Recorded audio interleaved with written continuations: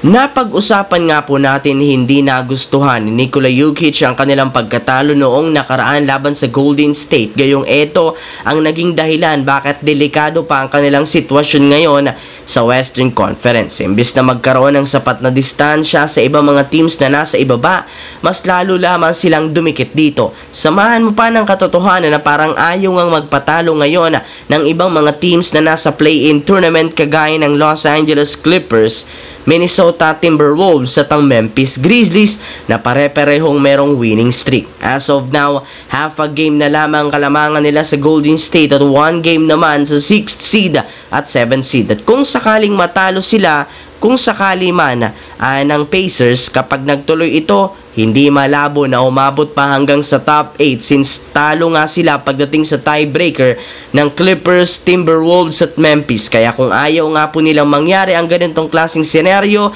dapat nilang seryosohin na mga natitirang laro para maiwasan ang play-in tournament. Samantala, pagkatapos nga po na manalo ng Lakers laban sa Pelicans noong nakaraan, diretso rin naman sila sa Oklahoma para kalabanin ng dalawang magkasunod na game ang Thunder. At bago pa magsimula, inanunsyo na probable dito si Lebron habang out naman si Maxi Kleber.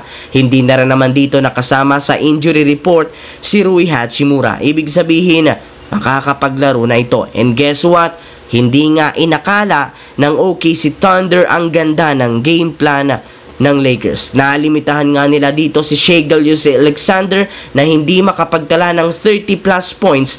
Kitang-kita na hindi basta-bastang kalaban ng Lakers lalo sa playoffs. Tinalo lang naman nila ang best team sa West matapos hindi pumayag si Coach JJ Redick na makagawa ng napakaraming free throw attempts si Shai Gilgeous-Alexander. Dahil sa pagkapanalo, meron silang hawak na momentum para sa last 4 games at susunod nilang kalaban OKC pa rin. Sa kabilang banda naman dito, alam naman nga ninyo na isa si LaMelo Ball sa pinakamagaling na batang superstar na nagtatala ng malalaking numero ngayong season. Ngunit kahit gaano kaganda ang performance ng Hornets, hirap pa rin silang makapasok sa playoffs.